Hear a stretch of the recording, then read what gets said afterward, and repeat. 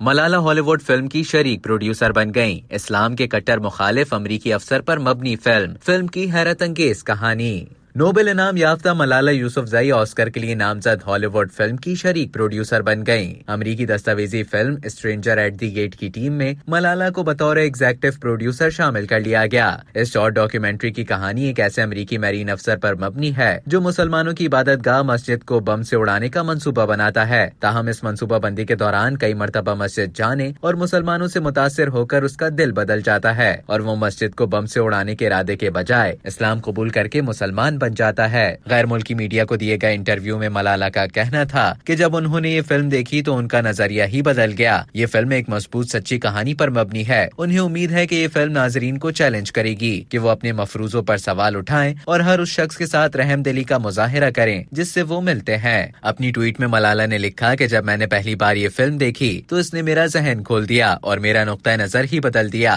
मुझे अमरीकी हिदायतकार जोशुआ सेफ्टेल की स्ट्रेंजर एट द गेट की हिमायत करने पर फख्र है। ये निजात के बारे में एक ताकतवर और सच्ची कहानी है। याद रहे कि अमरीकी मैरीन अफसर रिचर्ड मैकेनी अब मस्कूरा मस्जिद के सदर हैं और इबादत में मशगूल रहते हैं। अब तक के लिए इतना ही। मजीद खबरों और न्यूज अपडेट्स के लिए डेली जंग के YouTube चैनल को सब्सक्राइब करें और Facebook के पेज को लाइक करना ना भूलें।